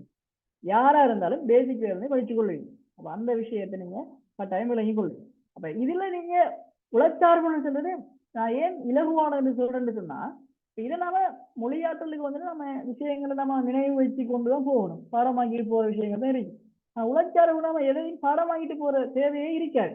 பேப்பர்ல என்ன வருதோ அதை வச்சு நாம செஞ்சுட்டு வர ஒரு டைமை மேனேஜ் பண்ணி செய்யற மாதிரியான ஒரு விஷயம் தான் அங்க நடக்கும். உளச்சார்புன்றது 1 மணி நேரத்துக்கு வருதுன்னு சொன்னா நம்ம அங்க ஒன்றும் பாடம் வாங்கிட்டு போறல, நம்ம பயிற்சி அதாவது பிராக்டிஸ் வந்துட்டு பண்ணிட்டு போனோம்னு சொன்னா நமக்கு ஒட்டோவாக அந்த விஷயங்கள் வந்து செய்யப்படும். அதுக்கான வழிகாட்டல்கள் வந்துட்டு உங்களுக்கு இருக்குது. சரிதானே? அப்ப ஏன் உளச்சார்பு இருக்கிற விஷயம் ரைட். இதுலயும் பாத்தீங்கன்னா அந்த உளச்சார்புன்னு சொல்றது எப்படி அமையும்னு சொன்னால் 50 வினாக்கள், அதாவது என்சிக்யூ டைப். என்சிக்யூன்னு சொல்றது பல்வேறு வினாக்கள். அதாவது ஒரு கேள்வியை தந்துட்டு 4 ஆப்ஷன் அல்லது 5 ஆப்ஷன். பெரும்பாலும் இதுக்கு 4 ஆப்ஷன் வரதுக்கான சான்ஸ் தான் இருக்குது. அப்ப 4 ஆப்ஷன் வந்துச்சுன்னு சொன்னால் அதுல அது ஒரு ஆப்ஷனை நாம செலக்ட் பண்ணுவோம். அப்ப 50மே வந்து இப்ப நம்ம சிம்பிளா சொல்ல போனா கோட் அடிக்கிறது, அண்டர்லைன் பண்ற மாதிரி தான் என்ன செய்யறது வரப்போகுது. சரி, அதான் எம்சிக்யூ டைப்னு சொல்லி சொல்லுவோம். சரியானே? அப்ப 50 வினாக்கள் வந்துட்டு பல்வேறு வினாக்கள், அதே போல சுருக்க விடை வகையிலான வினாக்களும் அதுக்குள்ள அடங்கும். நல்லா பார்த்துக்கொள்ளுங்க. சரியானே? 50 வினாக்கள் வந்துட்டு எப்படியான வினாக்கள் சொன்னா பல்வேறு வினாக்களும் வந்துட்டு இருக்கும், சுருக்க விடையும் இருக்கு. இந்த பல்வேறு வினாக்கள் சொன்னது நான் ஆல்ரெடி சொன்ன மாதிரி எவ்வளவு கோட் அடிக்கிறது. சுருக்க விடைன்னு சொல்றது ஒரு பந்தின்னு சொன்னா ஒரு மெசேஜை தந்துட்டு இல்லை ஒரு சென்டென்ஸை தந்துட்டு ஒரு கேள்வியை தந்துட்டு அதுக்கான விடையை வந்துட்டு கேட்பாங்க. அது வந்துட்டு பெரிய கட்டுரை எழுதுற மாதிரி வந்து எழுதுற ஒரு இதா வந்துட்டு இருக்காது. அது வந்து ஒரு சின்ன ஒரு கணித்தல் செயல்முறையை வந்துட்டு நம்ம பயன்படுத்தி அந்த ஆன்சரை வந்து எடுக்கிற மாதிரி தான் அதுல இருக்கு. ஆன்சரை மட்டும் அதுல ஒரு 1 வேர்ட்ல வந்துட்டு ஆன்சர் எழுதுற மாதிரி மட்டும்தான் அந்த சுருக்க விடை கேள்விகள் வந்துட்டு வரும். அப்ப அதுக்கான பிராக்டிஸை வந்துட்டு நம்ம செஞ்சு கொண்டால் அது இலகுவாக வந்துட்டு செஞ்சு கொள்ள இயலும். அப்ப இப்படி 2 விஷயத்தின் அடிப்படையில தான் ஐக்யூ பேப்பர் மொத்தம் 50 கேள்விகள் வந்துட்டு இதுல இருக்க போதும். அப்ப ஐக்யூக்கு வந்துட்டு முக்கியமான விஷயம் நம்ம டைம் மேனேஜ்மெண்ட். டைம் மேனேஜ்மெண்ட் சொல்றது மிக மிக முக்கியமானது 2 பாடத்துக்கும் நான் பொதுவா. ஆனா ஐக்யூல வந்து நிறைய பேருக்கு டைம் மேனேஜ்மெண்ட் வந்து என்ன செய்யாது, பண்றது கஷ்டமா இருக்கு மேனேஜ் பண்றது. காரணம் என்னன்னு சொன்னா முறையான பயிற்சி இல்லை. அடுத்தது ஐடியா வந்தா தான் நமக்கு என்ன செய்யலாம், ஐக்யூ செய்யலாம். ஐடியா டக்குன்னு வந்துச்சுன்னு சொன்னால் அந்த கேள்வி வந்து நம்ம ஒரு செகண்ட்லயோ அல்லது 1 மினிட்டுக்குள்ள நம்ம என்ன செஞ்சிடலாம், ஒரு 3 கேள்வி செஞ்சிடலாம். ஐடியா வரணும். அப்ப எல்லாரும் ஐக்யூ செய்வாங்க, பட் அந்த 1 மணி நேரத்துக்குள்ள செய்யறாங்களா இல்லையான்னு சொல்றதா அங்க கேள்வி. சரிதான்? அதான் விஷயம். அப்ப அதுக்கு நீங்க அதிகமான பயிற்சிகளை வந்து செய்யணும். அதே மாதிரி பயிற்சிகள் செய்யறதே மட்டும் இல்லை, அதை எப்படி செய்யணும்னு சொல்றதான டெக்னிக்கையும் நான் என்ன செய்யணும் பார்க்கணும். அப்ப எல்லா விஷயங்களையும் வந்து சேர்த்து செஞ்சீங்கன்னு சொன்னால் இந்த ஆப்டிடியூட்ல வந்துட்டு நீங்க நல்ல ஒரு மார்க்ஸை வந்து என்ன செய்யலாம், ஸ்கோர் பண்ணக்கூடிய வாய்ப்புகள் இருக்கு. ஏன்னா அவங்களுக்கு காலம் இருக்குது. இல்லை எக்ஸாமுக்கு இன்னும் கோல் பண்ணல, சில ஆட்கள் வந்துட்டு நினைப்பாங்க எக்ஸாம் இன்னும் கோல் பண்ணல தானே, அப்ப நம்ம எக்ஸாம் கோல் பண்ணிட்டு பிறகு நம்ம என்ன செய்யலாம்னு சொல்லி சொன்னால் படிக்க ஆரம்பிக்கலாம்னு சொல்லி நினைப்பாங்க. ஆனா அது வந்துட்டு பிழையான ஒரு விஷயம். இப்ப நீங்க எக்ஸாம் கன்ஃபார்மா இந்த இயர் வந்துட்டு கோல் பண்ண போறாங்க நமக்கு தெரியுதுன்னு சொன்னா நீங்க இப்ப இருந்து என்ன செய்ய ஆரம்பிங்க. இப்ப இருந்து நீங்க பயிற்சிகள் வந்துட்டு செய்யறதுக்கு வந்துட்டு ஆரம்பிச்சீங்கன்னு சொன்னாதான் உங்களுக்கு வந்துட்டு என்ன செய்யும், அது வந்துட்டு இலகுவானதாக வந்துட்டு மாறும். அதுக்கு பிறகு வந்துட்டு நீங்க என்ன செய்யலாம், நோமலா வந்துட்டு படிச்சு கொண்டாலே போதும். அப்ப அப்படியா அதுக்குதான் இந்த விஷயங்கள் வந்துட்டு ஏற்பாடு செய்யப்பட்டிருக்கு. சரியா? அப்ப உண்மையாவே இது வந்துட்டு இலகுவான ஒரு பாடம். பயிற்சியில வந்துட்டு செஞ்சீங்கன்னு சொன்னா இலகுவா செஞ்சுட்டு போயிடலாம். சரி, நேரம் ஐக்யூ சம்பந்தமான விஷயங்கள். ரைட். அப்ப 2 பாடத்தை நம்ம பார்த்துட்டோம். சரி, அடுத்தது முக்கியமா சொல்றாங்க கண்டிஷன். இந்த எக்ஸாம் சம்பந்தமா கண்டிஷன் வந்துட்டு பாருங்க. ரைட். இதுல வந்துட்டு எழுத்து மூலமான ஒவ்வொரு விடைப்பத்திர தொடர்பிலும் தெளிவற்ற கையெழுத்துக்கு சொற்களின் எழுத்து பிழைகளுக்கு புள்ளிகள் குறைக்கப்படும். அதாவது என்னன்னு சொல்லி சொன்னால் எழுத்து மூலமா, அதாவது குறிப்பா வந்து மொழியாற்றல். மொழியாற்றல் எக்ஸாம் இருக்குன்னு சொல்லி சொன்னால் அந்த எக்ஸாமுக்கு வந்துட்டு நீங்க எழுதுவீங்க. பட் அதுல ஏதாவது எழுத்து பிழைகள் அல்லது தெளிவற்ற கையெழுத்துக்கள் வந்துட்டு இருக்குமாக இருந்தால் அதுக்கு உங்களுக்கு புள்ளி வந்துட்டு குறைக்கப்படும். மிக முக்கியமான விஷயம். நம்ம மொழியாற்றல் சொல்ற இந்த லாங்குவேஜ் எக்ஸாம், அதாவது சொல்ல போனா தமிழ் எக்ஸாம், அப்ப தமிழ் பேப்பரை வந்து நம்ம லேசின்னு சொல்லி செஞ்சுட்டு வந்துருவோம். ஆனா என்னன்னு சொன்னா அது வந்துட்டு சிலாக்கள் வந்து தெளிவற்ற கையெழுத்து எழுதுகிறார்கள், அதுல அது எழுத்து பிழை விடுவாங்க. அப்ப எழுத்து பிழை விட்டாங்கன்னு என்ன நடக்கும், அதுக்கான மார்க்ஸ் வந்து குறையும். சரிதானே? அப்ப எழுத்து பிழை இல்லாமலுக்கு சரியான முறையில வந்துட்டு எப்படி எழுதாமல் சொல்றதையும் பழகணும். அப்ப அதுக்கு எல்லாத்துக்குமே தமிழ்ல வந்துட்டு டெக்னிக் இருக்குது. அப்ப அதை நம்ம படிக்கணும்னு சொன்னால் எழுத்து பிழை வந்துட்டு பெறதுக்கான சாத்தியக்கூறுகள் வந்துட்டு மேக்சிமம் குறையும். சரிதானே? அப்ப எல்லாத்தையும் உள்வாங்கிட்டு தான் இந்த காம்படிஷன் எக்ஸாம் வந்துட்டு நீங்க என்ன செய்ய எழுத வேண்டி இருக்குது. அடுத்தது மிக முக்கியமானது வந்துட்டு என்னன்னு சொன்னால் ஒரு பாடத்துல வந்து நீங்க எடுக்க வேண்டிய குறைந்தபட்ச மார்க்ஸ் என்ற விஷயம் இருக்குது. கட்டாயம் இது கட்டாயம் பார்க்கணும். இப்ப நீங்க குறைஞ்சது இதுல நீங்க இப்ப இந்த வேலை வாய்ப்புக்கு வந்துட்டு பெற்றுக்கொள்றேன்னு சொன்னா அல்லது இந்த வேலை வாய்ப்புக்கு தகமை பெறுன்னு சொன்னால் இதுல எழுதுகிற விண்ணப்பதாரிகள் என்ன செய்யணும்னு சொன்னால் இந்த ஒவ்வொரு பாடத்துக்கும் வந்துட்டு அந்த பாடத்துல மொத்த புள்ளியில குறைஞ்சது 40% எடுக்கணும். அப்படின்னா கருத்து என்னன்னு சொன்னா இப்ப உதாரணமா மொழியாற்றலுக்கு வந்துட்டு 100 புள்ளிகள் ஒதுக்கப்பட்டு இருந்தால் நீங்க குறைஞ்சபட்சம் மொழியாற்றல் பேப்பருக்கு என்ன செய்யணும், 40 மார்க்ஸ் எடுக்கணும். 40 வீதம் தான் என்ன, 100ல 40 மார்க்ஸ். அப்ப 40 மார்க்ஸ் வந்துட்டு நீங்க என்ன செய்யணும், ஒரு பேப்பருக்கு எடுக்கணும். அப்படின்னு சொன்னா மொழியாற்றலுக்கு 40 மார்க்ஸ், அதே போல ஐக்கியூக்கு அதுக்கு வந்துட்டு 40 மார்க்ஸ். இது ரெண்டும் கட்டாயமா எடுக்கணும். அப்ப 40க்கு குறை எடுக்கிறார்கள் இந்த போட்டிக்குள்ள வர மாட்டாங்க அல்லது அவங்க செலக்ட் ஆக மாட்டாங்க. சரியான? இது முதலாவது கண்டிஷன். அடுத்தது இதோட மட்டும் விடாமலுக்கு 2வது கண்டிஷன் சொல்றாங்க பாருங்க. இந்த 40 சொல்றது ஒரு கண்டிஷன். அதே மாதிரி இன்னொரு கண்டிஷன் என்னன்னா மொத்த புள்ளிகள்ல பரீட்சையினுடைய மொத்த புள்ளிகளில் அதை பார்த்துக் கொள்ளுங்க. பரீட்சையினுடைய மொத்த புள்ளிகளில் ஆக குறைந்தது 50% பெறப்பட வேண்டும். அப்படின்னு சொன்னா என்ன கருத்துன்னு சொன்னா பரீட்சையோட மொத்த புள்ளி எவ்வளவு, அதாவது ஒரு பாடத்துக்கு 100ன்னு சொன்னா இன்னொரு பாடத்துக்கு வந்து 100. அதே மாதிரி 200 புள்ளிகள் மொத்த புள்ளிகள். அப்ப 200 புள்ளிகள்ல 50% சொன்னா எவ்வளவு, 100 புள்ளிகள். அப்ப நீங்க ஒவ்வொரு பாடத்துக்கும் செப்பரேட்டா வந்துட்டு 40 மார்க்ஸ் வந்துட்டு எடுக்கணும். அடுத்து 2வது கண்டிஷன் என்ன சொன்னா 2 பாடத்தையும் சேர்த்து டோட்டலா 200க்கு வந்துட்டு 100 மார்க்ஸ் ஆவது குறைஞ்சது எடுக்கணும். சரியான? இது ரெண்டும் கண்டிஷனாக வந்துட்டு சொல்லப்படுது. இந்த 2 கண்டிஷனையும் வந்துட்டு பூர்த்தி செய்யாத ஆட்கள் என்ன செய்ய மாட்டாங்க, இதெல்லாம் தெரிவு செய்யப்பட மாட்டாங்க. சரிதானே? இது முக்கியமான விஷயம். ரைட். அப்ப ஒரு ஆள் வந்துட்டு என்ன செய்யறாருன்னு சொன்னா உதாரணமா நாம சொல்லுவோம், ஒரு பாடத்துல வந்து என்ன செய்யறாரு, ஒரு 80 எடுக்காரு, ஒரு பாடத்துல 80 எடுக்காரு, இன்னொரு பாடத்துல வந்துட்டு ஒரு 30 அல்லது 20 எடுக்காரு. அப்படின்னு சொன்னா என்ன நடக்குன்னு கேட்டா அவர் செலக்ட் ஆக மாட்டாங்க. ஏன்னா ஒரு பாடத்துல 40க்கு மேல எடுத்திருக்காரு, இன்னொரு பாடத்துல என்ன செய்யல, 40 தாண்டல, 20 எடுத்திருக்காருன்னு சொன்னா அதால அவர் செலக்ட் ஆக மாட்டார். சரி, அடுத்தது இன்னொரு இன்ஸ்டன்ஸை பார்த்தோம்னு சொன்னால் ஒரு ஆள் என்ன செய்யறாரு, 2 பாடத்துல 40 எடுக்காரு. அப்ப ஒரு பாடத்துல 40 இன்னொரு பாடத்துல 40 சொன்னா என்ன செய்யும், 2 பாடத்தையும் சேர்த்து 80 மார்க்ஸ் வரும்.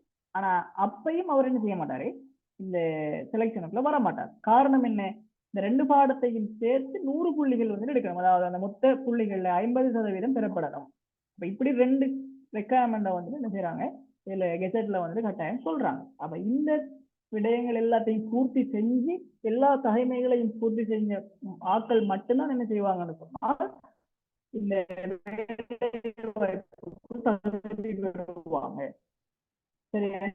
மிக முக்கியமான ஒரு விடயம்.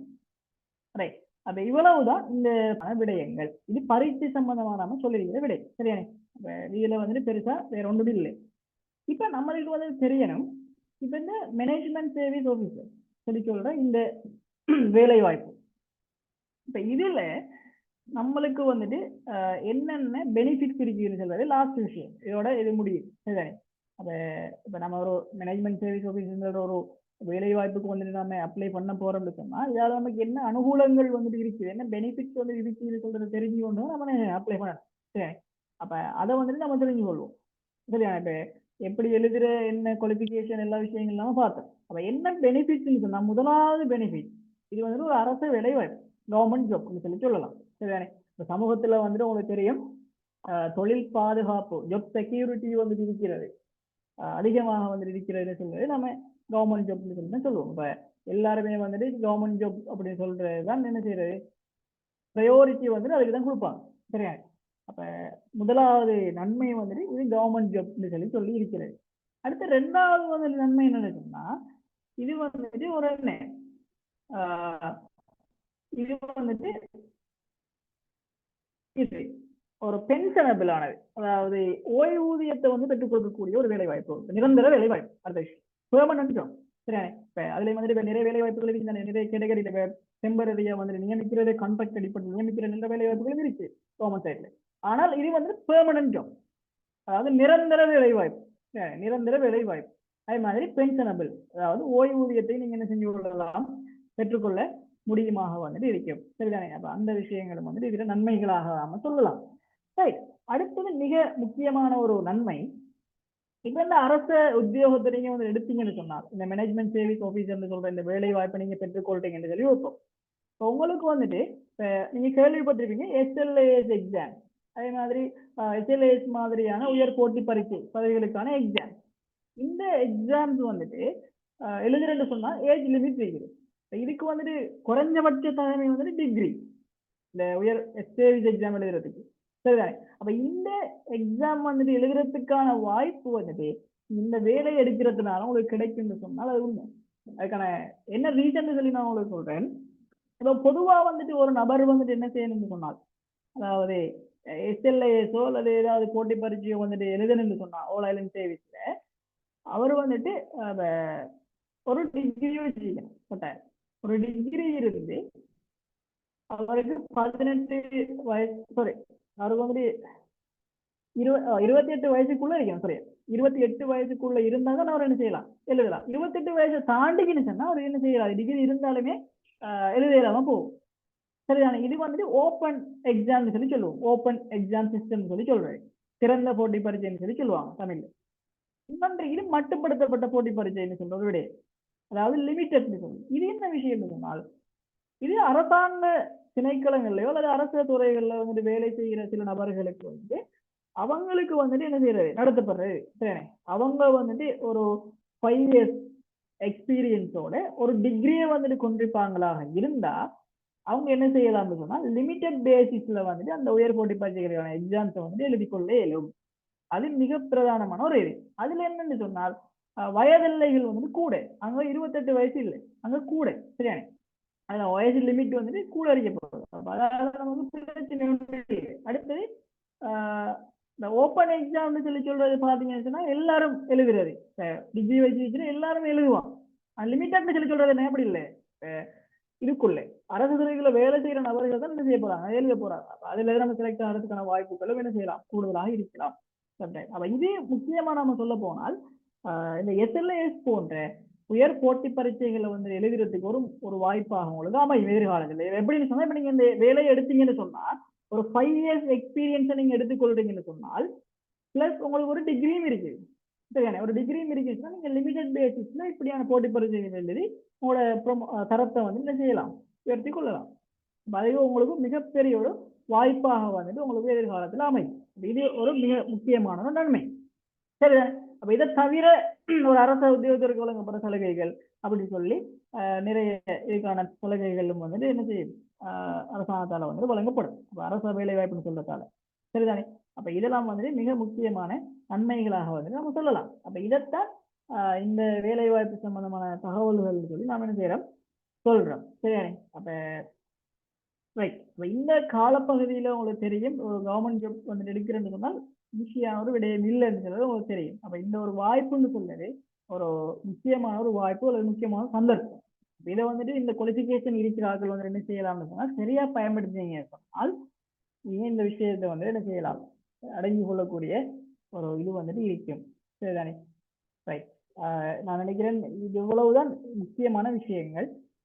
நான் இதோட வந்துட்டு நான் இந்த செஷனை வந்துட்டு நான் முடிச்சு கொள்றேன். உங்களுக்கு ஏதாவது டவுட் இருந்தா நீங்க கேட்கலாம்.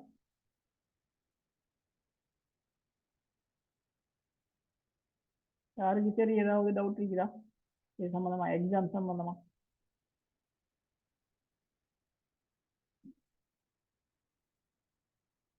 நான் நினைக்கிறேன் எல்லாம் கவர் ஆகிருக்குன்னு நினைக்கிறேன்.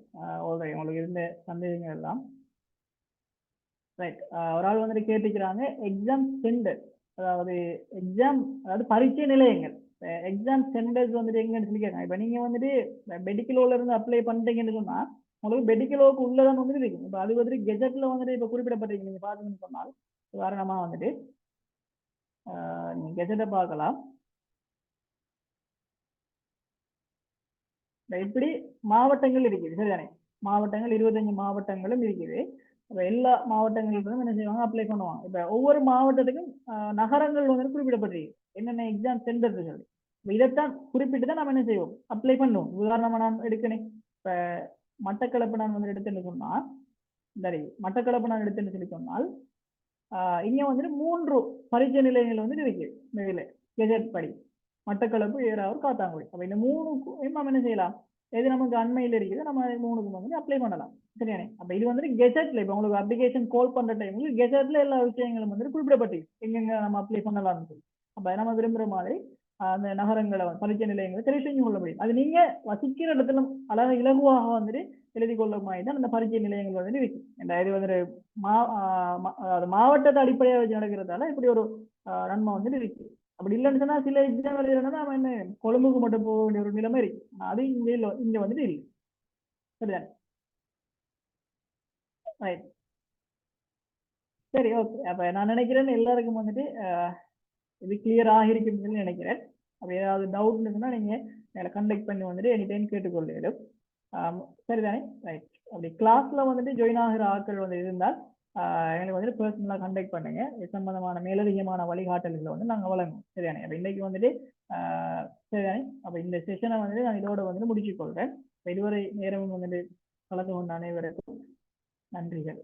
Okay, thank you.